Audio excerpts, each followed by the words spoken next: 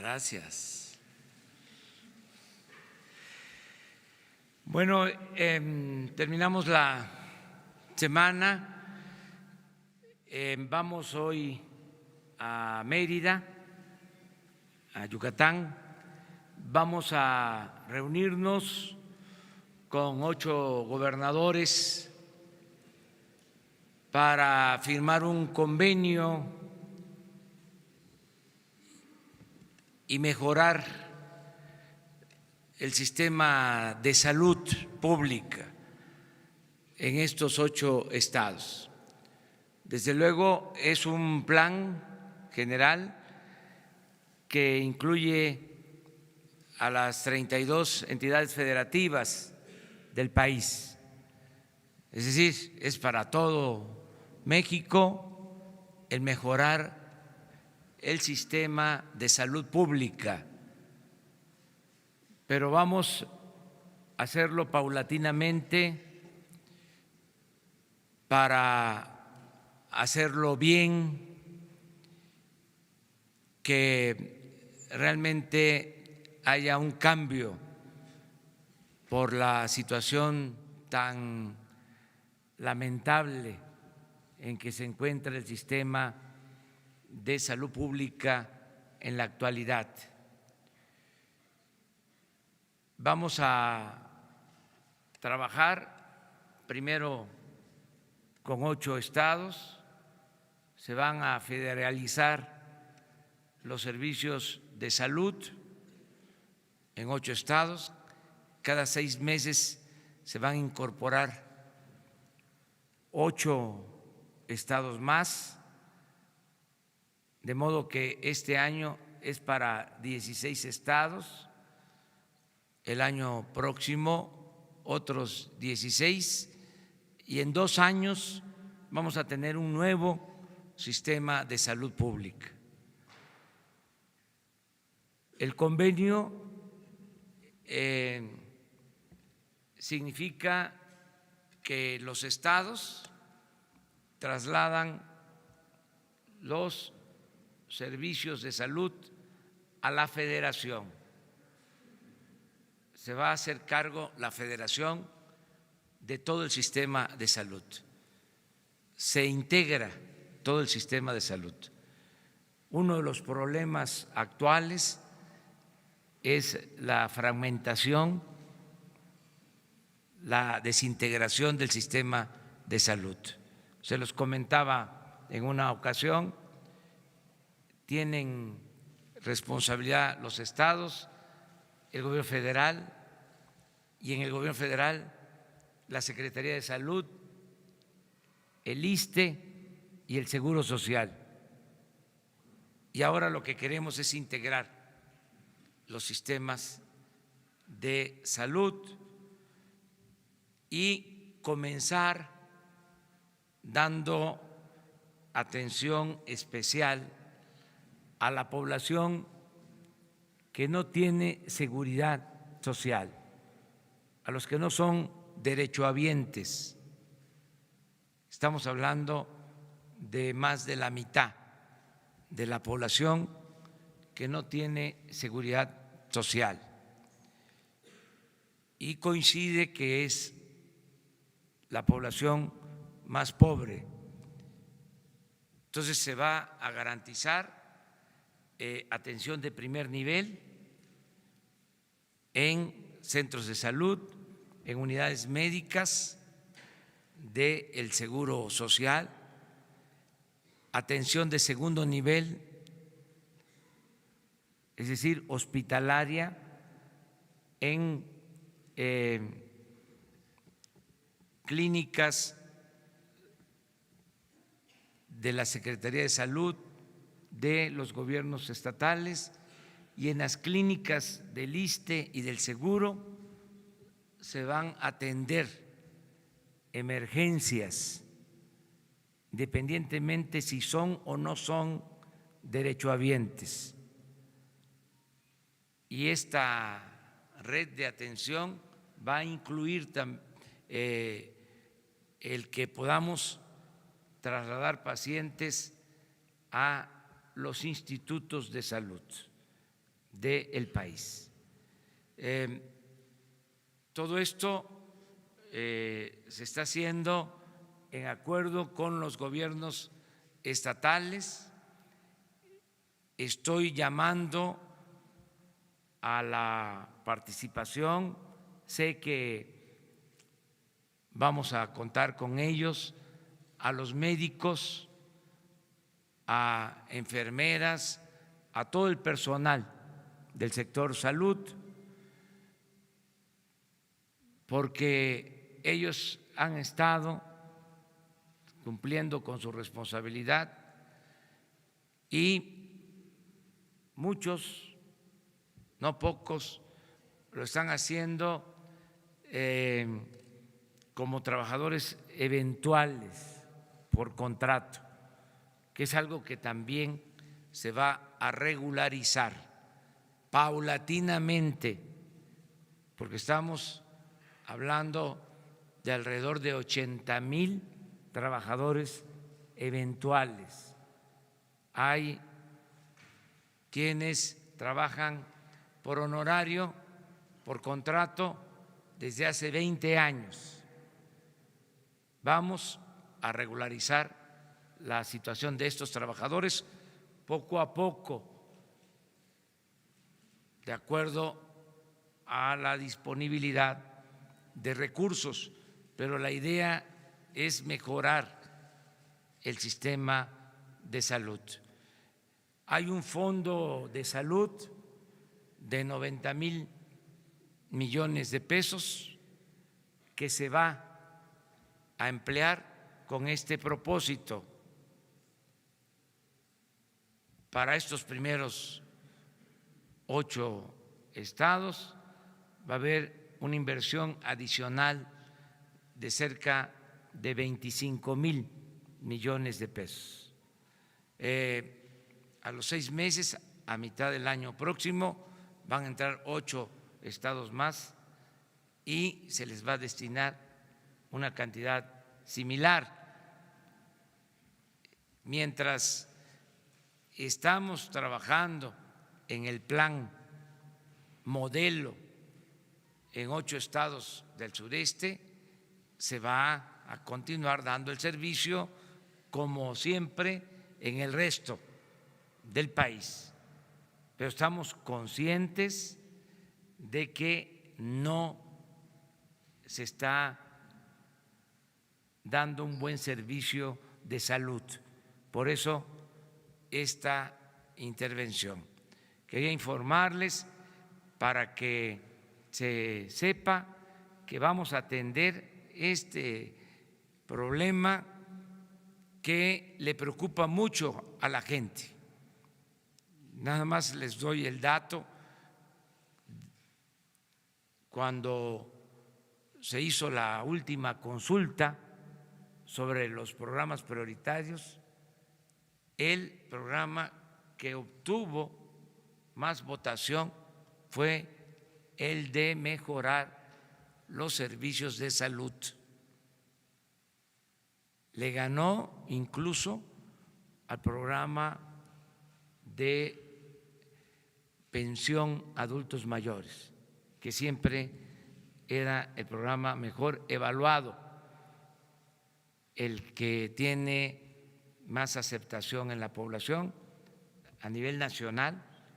Ahora, por la situación en que están los servicios de salud, la gente desea, está demandando que se mejoren los servicios de salud. El propósito es que haya atención médica, medicamentos gratuitos. Es muy triste lo que está sucediendo en centros de salud con los enfermos, en hospitales. La gente no tiene para comprar la medicina, no hay abasto de medicamentos y tenemos que resolver esto.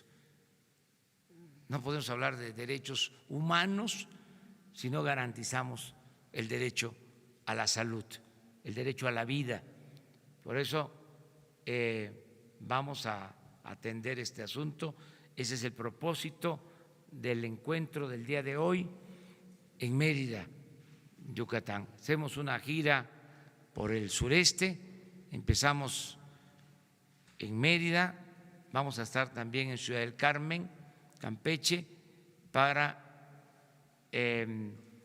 presentar el plan de producción de petróleo y vamos a estar el domingo, inicia la construcción del Tren Maya en Palenque, Chiapas. Ese es el programa. Eso es lo que puedo yo informarles y ahora les escucho a ustedes. Empezamos. Buen día, señor presidente. Carlos Montesinos de la Hoguera. Sobre el programa de salud, dos cuestiones. Primero, con esta implementación, con esta federalización, ¿significa el final ya del Seguro Popular, al que usted ha criticado en el pasado? Y segundo, hace unos días el gobernador Enrique Alfaro de Jalisco entregó el avión que era usado para el mandatario estatal a los servicios de salud del Estado para que fuera utilizado como ambulancia aérea. ¿Usted considera una medida así para la flotilla presidencial que usted también va a vender? Gracias. Sí, bueno, en el primer caso sobre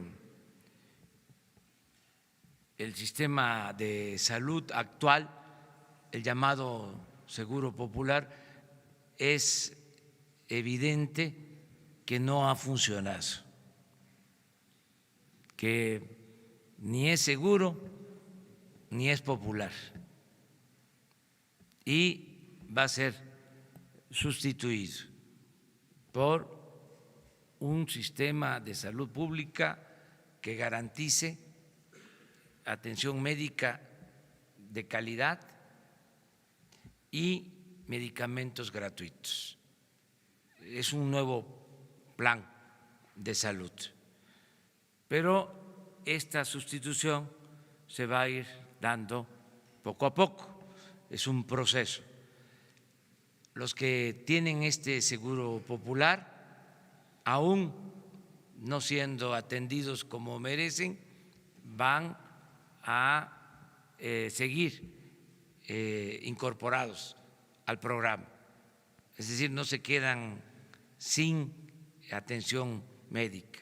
Continúa el programa hasta que entre en funciones el nuevo plan de salud. Acerca de utilizar los helicópteros o aviones de ambulancia, ya lo hemos dicho, son los únicos aviones y helicópteros que van a quedar en el gobierno, los que se utilicen para la seguridad pública, los que se utilicen para ambulancias, en el caso de salud, y los que tengan que ver con la atención de desastres, todo lo que signifique apoyar a afectados por inundaciones, en el caso de temblores, de terremotos, para eso se va a utilizar la flotilla de aviones y de helicópteros.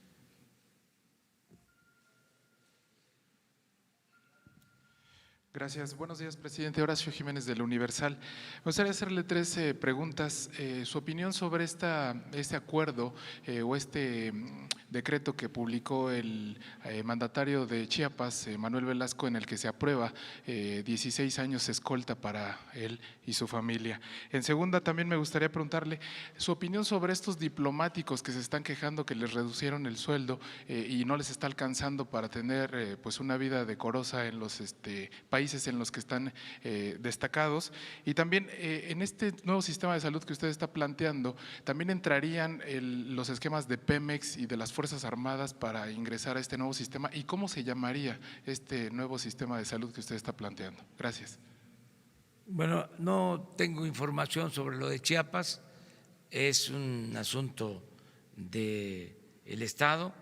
Creo que, de ser cierto, es un exceso que no debe de permitirse.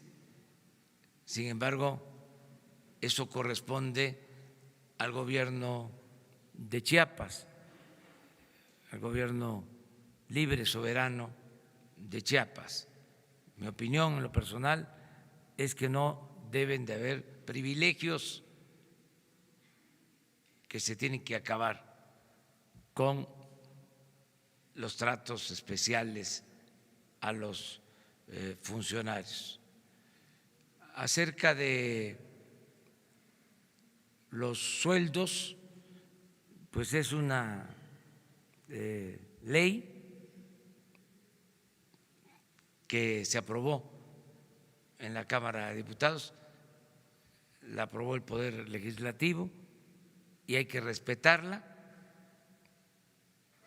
Y también yo sostengo que debe de haber austeridad republicana. No puede haber gobierno rico con pueblo pobre. No es posible que, habiendo tantas necesidades, los altos funcionarios públicos ganen tanto. Y si no les alcanza, con todo respeto, el que gana 80, 100 mil pesos mensuales, pues habrá otros que sí quieran trabajar por ese sueldo, que no es poco, ya lo hemos dicho aquí. Los que tienen maestría, doctorados, hasta eméritos en las universidades, ganan 80, 100 mil pesos. Los académicos de más alto rango. Y no hay comparación, porque el servicio público es eso, es tener la oportunidad de servir. De todas maneras, pues yo respeto estos puntos de vista. A veces dicen de que es que de esa manera se evita la corrupción. Pues no es un argumento de peso. O que se perderían talentos. Hay mucha gente talentosa que no está ganando esos sueldos. Pero pues somos libres, y qué bueno que se está ventilando todo este asunto. A mí me importa mucho el que podamos otorgar 300,000 becas a estudiantes pobres de universidades, de 2,400 pesos mensuales por beca. Entonces, ¿cómo los sueldos tan elevados? ¿De dónde va a salir el dinero para las becas? Pues del ajuste que estamos haciendo al presupuesto. Eso es lo que se debe de ir entendiendo poco a poco, ¿no? Me preguntaste otra cosa. Perdón, lo de Pemex. Sí. Pemex y Fuerzas Armadas. Sí, van a incluirse, pero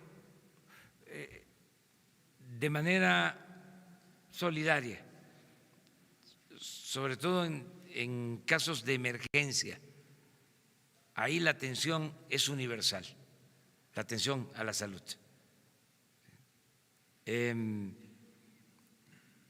Para que sigan estas instituciones dándole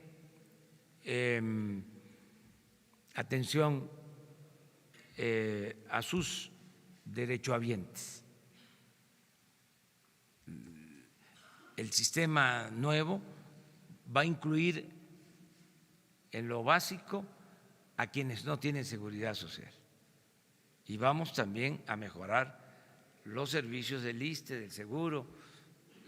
Es muy bueno el sistema de salud de las Fuerzas Armadas, va a mejorar el sistema de salud en Pemex. Estamos trabajando en eso, pero lo que más ahora nos preocupa es la gente que no tiene seguridad social.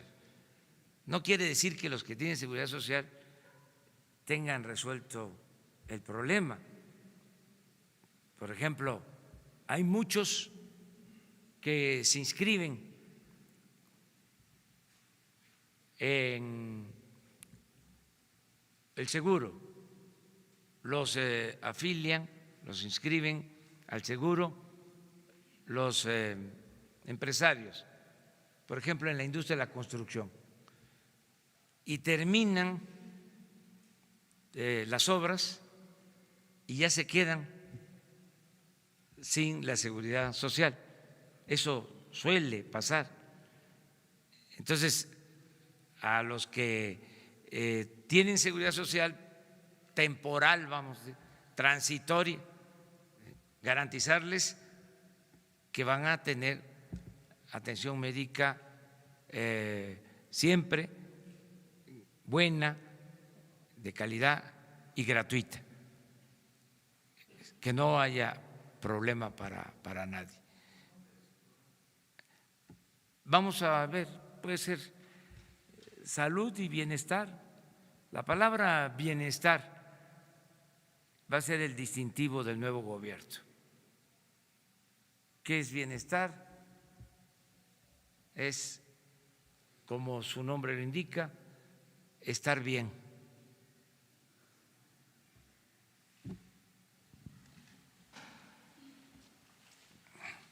Es que ahora ya vamos, siempre empezamos con las mujeres, ahora empezamos con dos compañeros. Hola, buenos días. Isabel González, de Grupo Imagen. Para preguntarle cómo ha sido en estas ya 2 semanas el trabajo de los empleados de confianza en los días sábado. Esto es, si esta medida ya se implementó durante la campaña, lo había señalado. Y preguntarle también, presidente, si va a acudir el próximo domingo a entregar al triunfador de la Liga MX el trofeo de este partido clásico capitalino en este sentido, y si nos pudiera adelantar cómo van a estar estas prácticamente 2 semanas últimas del año en términos de la agenda del presidente, tomará descanso, no tomará descanso, y cuáles son las giras que vienen. Gracias. Bueno, están participando todos los servidores públicos de confianza, como se les conoce, todos los días.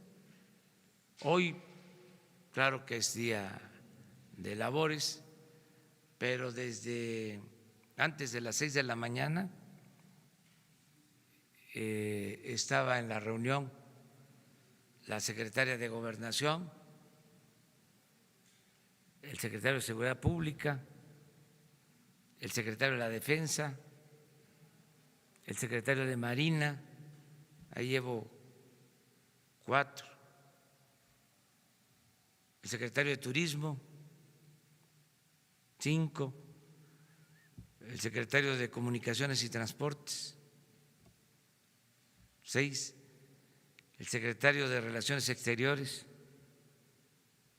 7, no quiero que se me escape ninguno. Bueno, esos 7, más subsecretarios,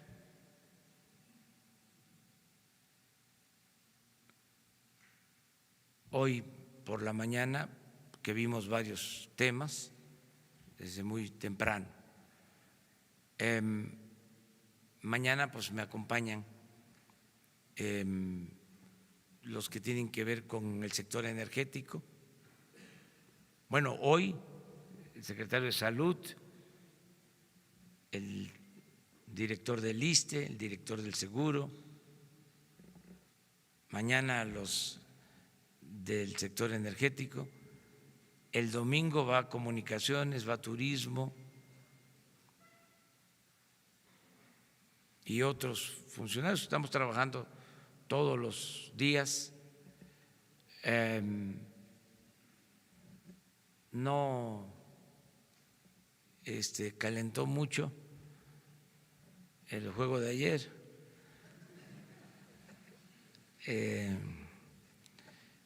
0-0, hay que esperar el domingo, pero no voy a poder estar, voy a estar regresando de Chiapas. Deseo que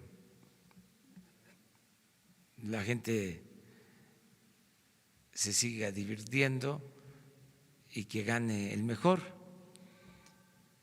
para el domingo, que es un clásico. Tuvieron oportunidad de los dos. Hubo un portero que hizo una buena tajada, pero ya eso es otra cosa. ¿Qué vamos a hacer en diciembre? Pues vamos a seguir trabajando para ustedes, decirles que vamos a estar aquí hasta el 24 en la mañana. El 25 no. Y en diciembre, perdón, a finales de diciembre, el domingo 30 no vamos a tener actividad. El 31 sí asisto a la toma de protesta del gobernador de Tabasco. El día 1 no va a haber actividad, digo así pública, ¿no? Yo tengo que estar pendiente siempre. Y el 2 ya estamos aquí de nuevo. Así para.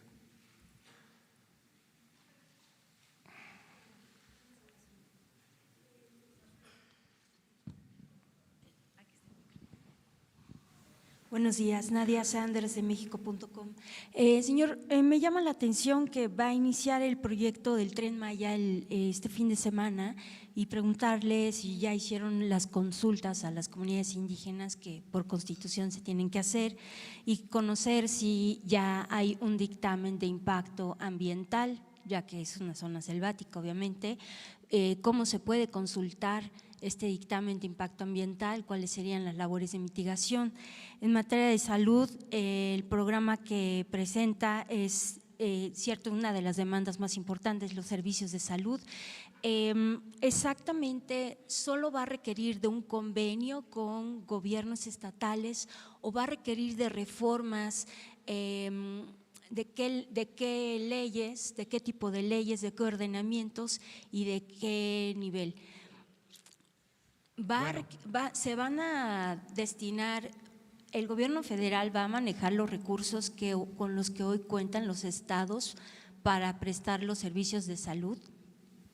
Bueno, acerca del tren ya se tienen los estudios, nada más aclararles que es sobre la vía que ya existe,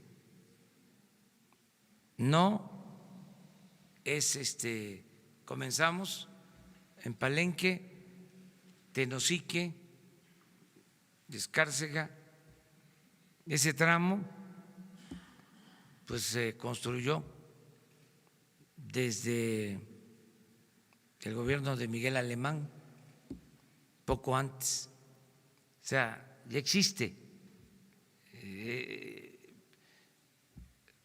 ¿Se acuerdan de ese tren que tiene un nombre? Pues por ahí pasa, es el tren de carga. Además que ahora esa vía, ese derecho de vía se va a utilizar para el Tren Maya. Acerca de el programa de salud, sí, los recursos, sí, pues es que es una vía en funciones, no se va a tirar un solo árbol, es en el terraplén de donde está la vía que se va a construir, básicamente. Los recursos que reciben ahora estos estados se van a federalizar, ese es el convenio, para integrar todo el sistema de salud. Y sí se van a necesitar cambios a las leyes, se tiene que llevar a cabo una reforma constitucional, se tiene que reformar el artículo 4 de la Constitución y leyes secundarias, pero eso lo vamos a hacer en el nuevo periodo de sesiones, o sea, para el año próximo, porque urge intervenir ya el sistema de salud y con el convenio, como es un acuerdo de las partes, no tenemos ningún problema legal para empezar ya con el plan. ¿Otra? Sí, ya se hizo la consulta general y si hace falta se hacen todas las consultas. Les digo, la gente quiere que se lleven a cabo estas obras. No, se va a licitar lo que se requiera, ahora es por administración, lo que inicia es Fonatur, pero se van a lanzar las licitaciones. A ver.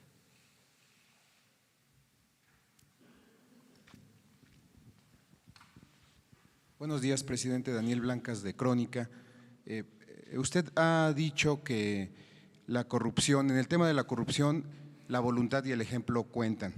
Pero bueno, en el sistema de salud es mucho el recurso que se maneja. Usted ya de entrada está hablando de 115,000 millones de pesos. Me imagino que en todo el sistema a nivel nacional hay más dinero. Pero ¿cuáles son los mecanismos o los instrumentos que el gobierno federal implementará para evitar que la corrupción se filtre en este nuevo sistema? Porque ya hay indicios de que en anteriores administraciones pues la salud era de los más golpeados en el tema de la corrupción. Esa es una pregunta. Y la segunda, también usted ha sido en otras ocasiones cauto respecto a la población, ha temperado los ánimos, lo hizo desde 2006, cuando los ánimos estaban muy caldeados. Ahora han empezado las protestas fuertes, principalmente contra el Poder Judicial. Ayer hubo botellazos, digamos los ánimos calientes. ¿Cuál es el mensaje que usted le da al pueblo para, en todo caso, mantener la calma respecto a las protestas hacia el Poder Judicial? Bueno, en el primer caso hemos planteado es el compromiso de no permitir la corrupción, cero corrupción, cero impunidad. Uno de los problemas del sistema de salud es precisamente el de la corrupción. Les comentaba yo que hay presupuesto suficiente para las medicinas, como 90,000 millones de pesos para compra de medicamentos y de equipos. Y sin embargo no hay medicamentos en los centros de salud, en los hospitales. O existe un cuadro básico y hay medicamentos que se requieren, ¿sí?, y que la gente no puede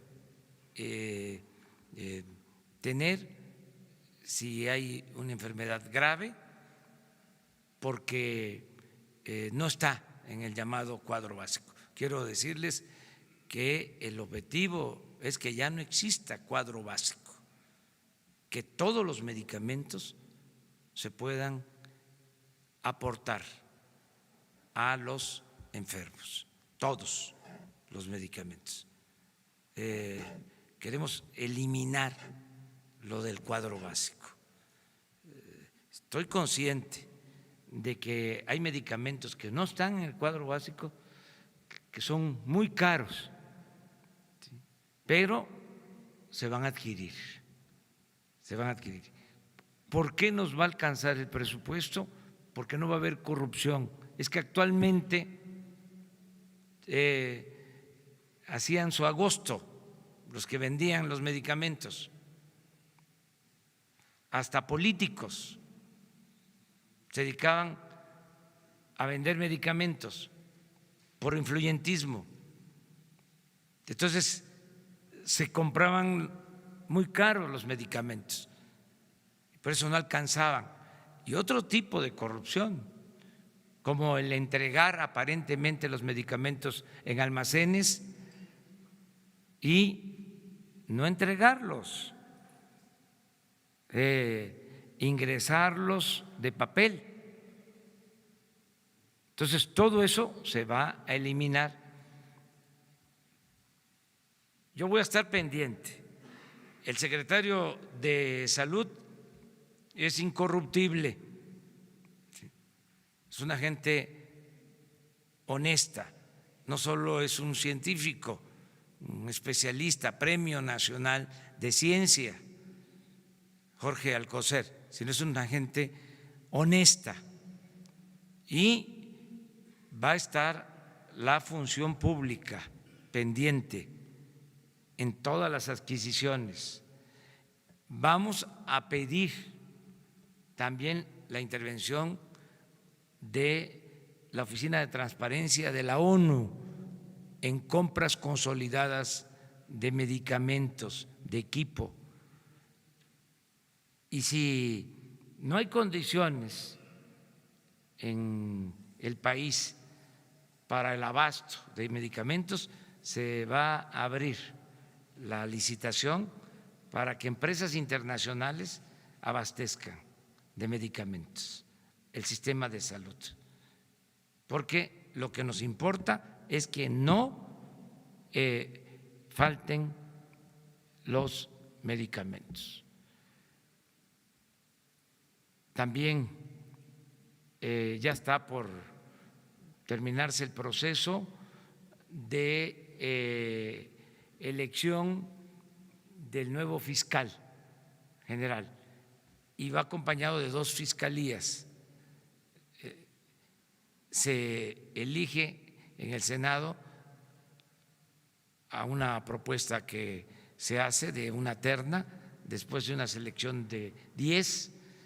Se va a elegir al fiscal general y el fiscal general va a nombrar a 2 fiscales, el fiscal electoral y al fiscal anticorrupción.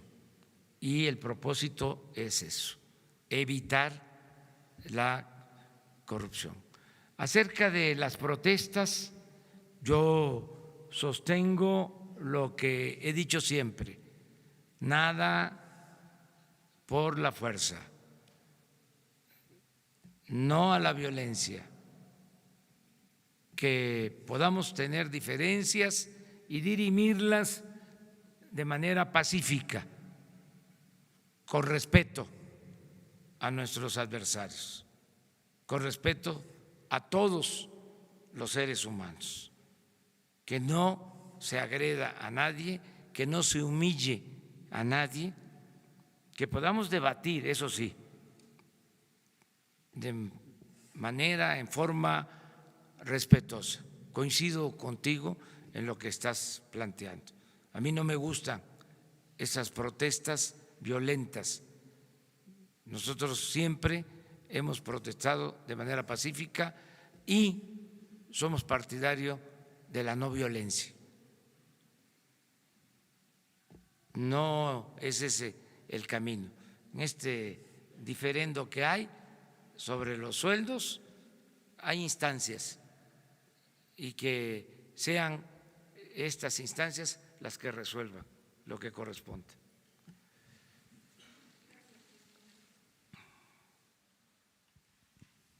Buenos días, Nancy Rodríguez del sitio Oro Sólido en Redes. Retomando lo del tema de salud, señor presidente, ¿cómo va a enfrentar su gobierno al cártel de la comida chatarra en las escuelas?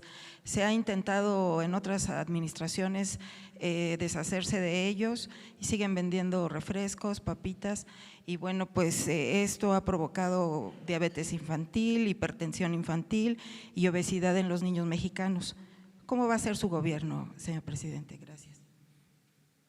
Estos son temas que vamos a ventilar, que vamos a tratar entre todos los mexicanos. No vamos a ocultar nada y vamos a facilitar el diálogo y el debate sobre estos temas.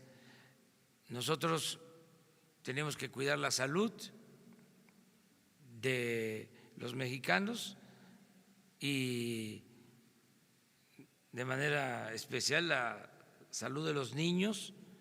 Tenemos un problema grave de diabetes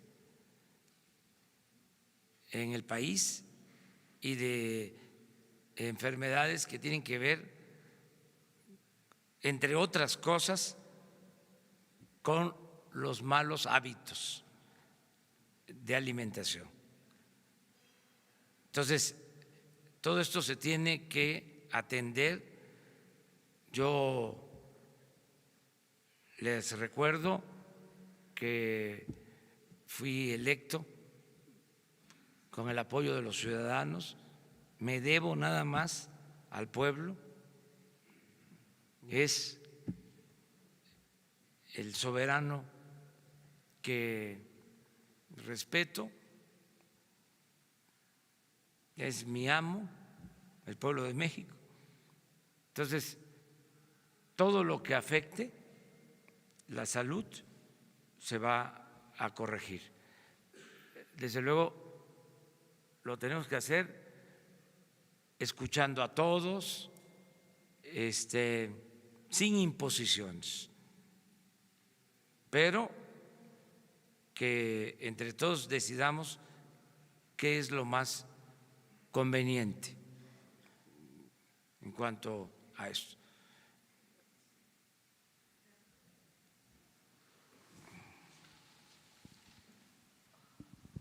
Buenos días, señor presidente. Bertalicia Galindo, de alcanzandoelconocimiento.com. Presidente, yo quiero preguntarle un poquito en ese tema. La parte del cáncer, la diabetes está aumentando y con este plan de salud, ¿cómo va a emplear a los científicos? Porque bueno, hay muchísimo conocimiento que se podría aplicar para disminuir este problema y en este caso también, bueno, ya en lo del presupuesto, no sé si sea momento de hablarlo, pero ¿qué pasaría con el presupuesto de ciencia? Porque ya se habla dentro de lo que se ha filtrado de cómo viene el presupuesto, pero no se habla mucho de lo de ciencia y si se van a jalar los recursos del ramo 38 finalmente.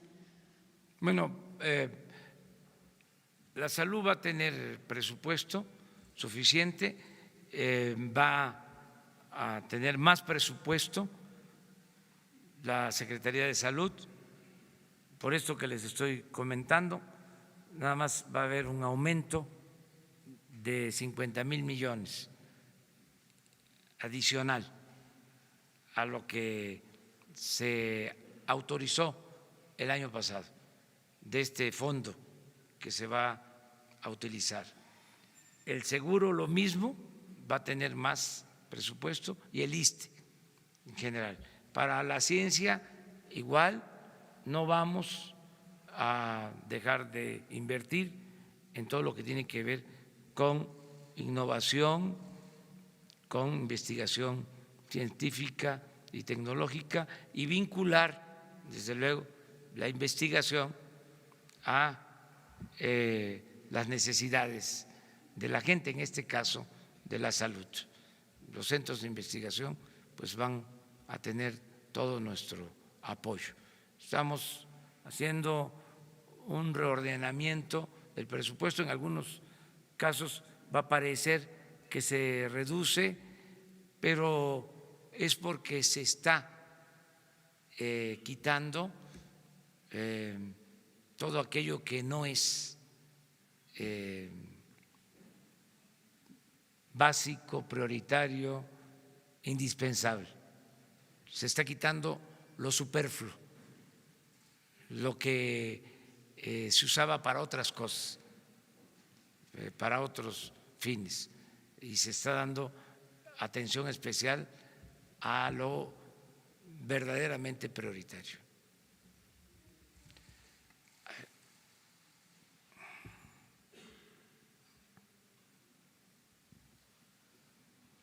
Tres. Señor presidente, buenos días. Es que es viernes hoy. Miguel Arzate, del Sistema Público de Radiodifusión, Canal 14. Preguntarle, señor presidente, si nos podía platicar un poco más de estas plazas eventuales. ¿Cuántas serían? ¿Cuántos trabajadores tendrán que regularizarse? Porque en otras dependencias del gobierno también hay muchos trabajadores que están preocupados por esta situación, que llevan muchos años trabajando sin regularizarse. Gracias. Sí, vamos a llevar a cabo este plan paulatino. No podríamos basificar a todos los eventuales o a los que están por honorario. No tendríamos presupuesto para eso. Entonces, en el caso de la salud, que les decía, se calcula que son alrededor de 80,000, que hay que empezar por hacer los censos, tener una sola información, una sola nómina, ir homologando también sueldos, porque hay muchas diferencias. O sea, es un proceso de regularización que nos va a llevar tiempo.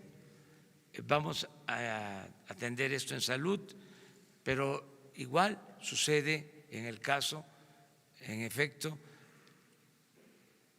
en la educación, por ejemplo, maestros federales, maestros estatales, y en Pemex, trabajadores de planta, trabajadores transitorios. Entonces, tenemos que ir poco a poco hacia la regularización, pero lo tenemos que hacer con un plan y de acuerdo a las posibilidades económicas. Yo creo que vamos a poder fortalecer todo lo relacionado con la educación, con la salud, con el bienestar, porque va a haber crecimiento económico. Entre más crecimiento económico tengamos, significa más ingresos, más recaudación. Entonces, eso nos va a permitir disponer de más recursos. Ahora son muy limitados los recursos del presupuesto. Es bastante el presupuesto, son más de 5.500.000.000.000, pero todo está comprometido. Les decía yo, para pago de servicio de deuda, 600,000 millones. La transferencia a estados y municipios, como 1.200.000 millones.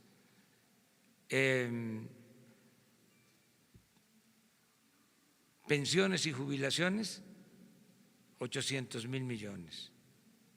Servicios personales, donde está la nómina, 1.300.000. Entonces, eso no puede dejarse de contemplar en el presupuesto. Entonces, lo que queda es una cantidad menor.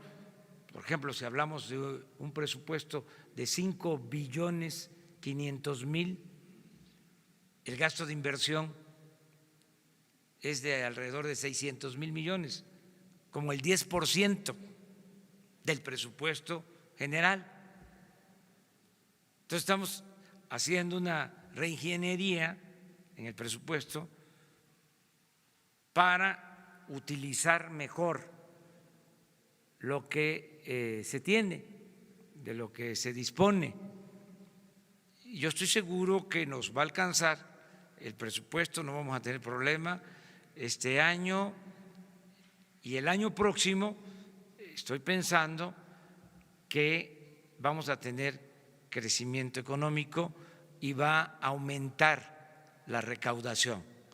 También vamos a corregir mucho la evasión fiscal. Imagínense cuánto se fuga por las facturas falsas, cuánta evasión, cuánta corrupción en las aduanas, cuánto significa la pérdida por el robo de combustibles de 50, 70 mil millones. Entonces, si tapamos todos esos hoyos, nos va a rendir el presupuesto. Además, obras que costaban 1,000 millones y las cobraban en 2,000 o en 3,000 por el tiempo que se llevaban, por las ampliaciones en los presupuestos. Estimaban una obra en una cantidad y terminaba costando 2, 3 veces más. Entonces, si corregimos todo eso, vamos a liberar muchos fondos para el desarrollo. Estoy optimista, creo que nos va a alcanzar. Ya mañana se presenta el presupuesto a las 5 de la tarde a la Cámara de Diputados y van contemplados los recursos para los programas que ofrecimos en la campaña. Todos, vamos a cumplir todos los compromisos que hicimos en la campaña.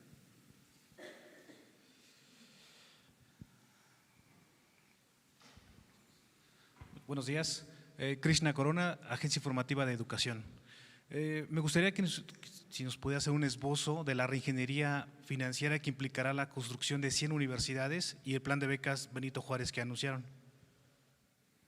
Bueno, las 100 universidades se están ya iniciando en las regiones más apartadas del país. Van a tener todas las disciplinas. También son universidades que van a tener carreras acordes con la vocación de las regiones. Van a ser gratuitas. Se va a recibir a todos los jóvenes de esas regiones. Tienen ya un presupuesto estimado de inicio de 1,000 millones de pesos. Ya en el presupuesto tienen considerado 1,000 millones. Ya de las 100 hay más de 50 que tienen terrenos donados por ejidatarios, por comuneros, por pequeños propietarios. El martes próximo les invito, porque sí, creo que el martes vamos a ir a Hidalgo, vamos a iniciar el plan de las 100 universidades en lo que fue el MESHE, porque se va a reabrir el MESHE. Fue un compromiso. O sea, el martes inicia próximo voy a Hidalgo y ahí se presenta el plan de las 100 universidades. Es una escuela normal, la del MESH.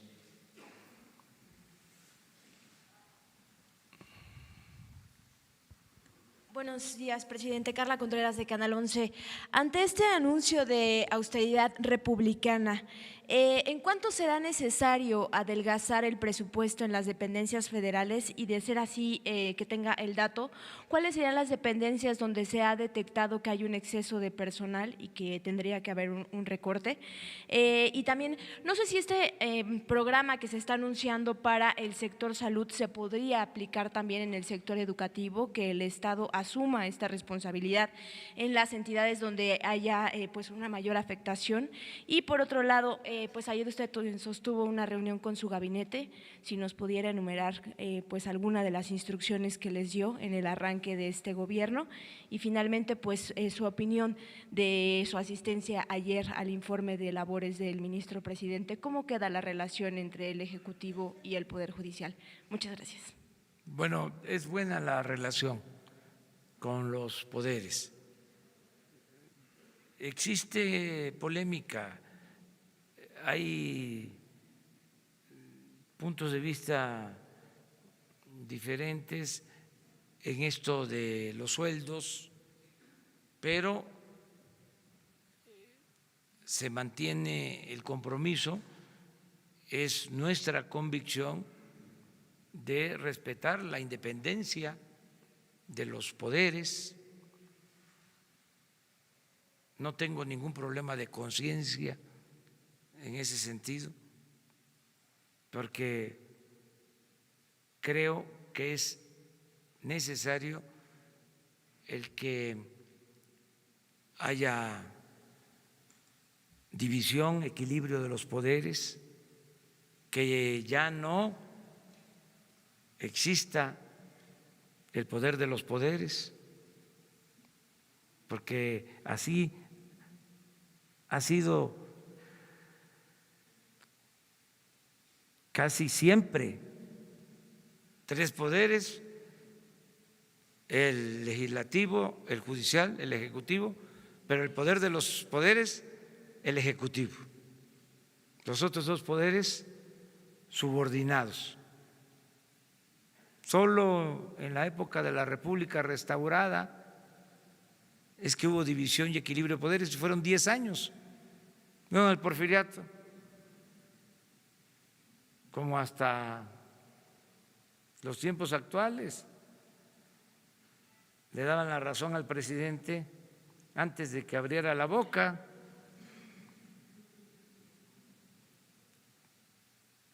Eran poderes subordinados. Entonces estamos en una etapa nueva, ¿sí? Y si trabajamos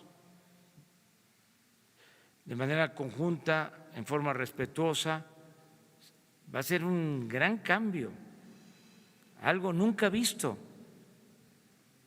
Se llegaba al extremo de que el presidente de la Corte tenía una red, un teléfono, donde recibía llamadas del presidente de la República, siendo un poder autónomo, independiente. Eso se acabó. Entonces, es un proceso muy importante el que estamos viviendo, y es buena la relación. Por eso asistí el día de ayer. Desde luego no podemos coincidir en todo, pero podemos dirimir nuestras diferencias con urbanidad política y con respeto, que eso es lo que vamos a hacer. La reunión de ayer con los miembros del gabinete fue para seguir trabajando de manera coordinada, en conjunto. Vamos bastante bien. Se está integrando o terminando de integrar el equipo con gente muy buena, y sentimos que van a salir bien las cosas. Una más. Federal, presidente, las principales dependencias en donde… Casi todas en ajustes, sobre todo en lo que tiene que ver con estructuras administrativas duplicadas, oficinas no necesarias. Por ejemplo, ya no va a haber oficinas en el extranjero, oficinas del gobierno. Había un programa que se llama ProMéxico, o se llamaba ProMéxico. Tenía 60 oficinas en 60 ciudades del mundo y otras dependencias que también tenían oficinas en el extranjero. Ahora nada más van a estar, desde luego, las embajadas y los consulados. Y todo el gobierno está haciendo un esfuerzo, considerando que la austeridad no es un asunto administrativo, lo he dicho siempre, es un asunto de principios. Ayer la licenciada Olga Sánchez Cordero, por ejemplo, presentó su informe, 30% menos en gastos de estructura y de mantenimiento y operación de la Secretaría de Gobernación. Bueno, el ejemplo, porque hay que destacarlo, hubo un tiempo en que se cuestionaba mucho a los diputados, a los senadores, todavía, pero eran clientes, diputados y senadores, el Poder Legislativo. Yo nunca vi eso tan apegado a la realidad, porque se olvidaba, ¿no?, lo que hacían los de mero arriba. O sea, no me gusta lo de los chivos expiatorios, no lo tolero. Eso de que no se hable de los machuchones, que no pierdan ni siquiera su respetabilidad y se le cargue, ¿no?, la mano a los de más abajo. Pero ¿qué podemos destacar ahora de las cámaras como algo bueno? ¿Saben cuánto es la disminución del presupuesto en la Cámara de Senadores, en la Cámara de Diputados? 20% en términos reales. Eso es algo extraordinario, lo tengo que reconocer. Más que ellos no lo dicen, deberían de estarlo informando. ¿Cuánto fue el presupuesto autorizado para la Cámara de Senadores y a la Cámara de Diputados en 2018 y cuánto va a ser ahora? Y es una disminución importante y todos están haciendo un esfuerzo, todos están haciendo un esfuerzo de austeridad. Esto fue un avance porque parecía que el gobierno estaba ensimismado y que más presupuesto para sueldos elevados, para oficinas de lujo. Todavía hay oficinas en Paseo de la Reforma, hay oficinas para atender a los pobres de lujo que ¿cuándo va a llegar? Un pobre, una gente indígena, digo, un indígena, una gente humilde, una oficina, y ahí están los servidores públicos para atender la pobreza. O la salud, edificios lujosísimos, pues ahí se va todo el dinero, por eso no hay para las medicinas en los hospitales. Entonces, todo esto va a terminar. Uno más. A ver, ella. Presidente, buenos días, Michelle Mejía de Multimedios. Preguntarle sobre este conflicto en la Universidad de la Ciudad de México.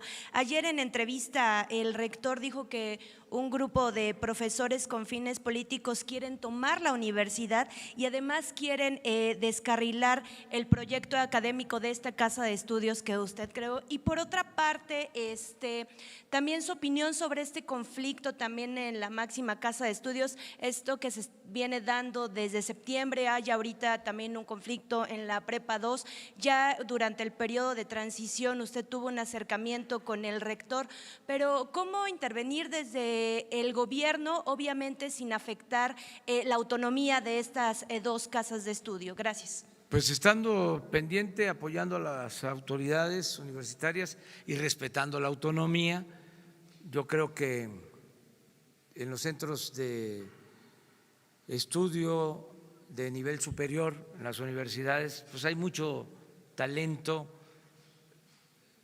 hay mucha inteligencia y se llega a acuerdos siempre. No hace falta el tutelaje externo. Yo he venido observando lo del conflicto en la UNAM y siento que se ha estado manejando bien por parte de las autoridades universitarias y también los jóvenes se acuerdan de que se pensó de que los jóvenes iban a levantarse en contra de las autoridades universitarias por estos lamentables hechos de porrismo. Muchos apostaron a eso y los jóvenes sí participaron, protestaron, pero no se dejaron acarrear, ¿sí? Por otros que tienen intereses de otro tipo. Entonces, hay mucha madurez, hay mucha responsabilidad en la universidad. Yo recuerdo que en el conflicto pasado de la Universidad de la Ciudad de México, que estaba muy difícil, los mismos muchachos con los estudiantes encontraron la salida. Ellos eligieron a un rector, al filósofo Enrique Dussel, extraordinario filósofo, uno de los mejores filósofos de México y del mundo, un hombre mayor, y él llegó a la universidad por consenso. O sea, los jóvenes y los maestros apoyaron a Enrique, hizo una muy buena labor. Entonces, ¿qué les recomendaría con todo respeto? Ahora, que busquen a Enrique, que lo consulten, que lo tomen en cuenta, es una gente de primera y así hay otros maestros que de mucho respeto, ¿no?, para los alumnos y para todos. No creo, mire, ya la gente despertó por completo. El pueblo de México está muy avispado, están más informados de lo que imaginamos. más conscientes, politizados. De veras, es un fenómeno. Nunca en la historia del país había existido tanta gente consciente como ahora en el país. Es una bendición esto. Estamos hablando de millones de mexicanos conscientes. Es un revés para los que pensaban que el pueblo era tonto. Tonto es el que piensa que el pueblo es tonto. La gente está muy a la altura de las circunstancias. Bueno, conmigo ya expliqué lo que pasó el día primero. Este joven que se acerca y me dice: no tienes derecho a fallar, y eso me lo repiten, y yo creo que no les genera mucha duda mi comportamiento, pero de todas maneras están ahí pendientes, que no nos vayamos a desviar, que se resistan todas las tentaciones del poder, porque el poder es una tentación, atonta a los inteligentes y a los tontos los vuelve locos cuando no hay principios, cuando no hay ideales, y la gente sabe eso, está pendiente de todo. Entonces, más en las universidades. Pero eso también, lo de la reforma educativa.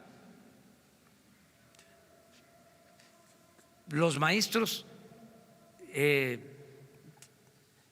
ellos mismos se capacitan, están actuando de manera consciente, siempre lo han hecho.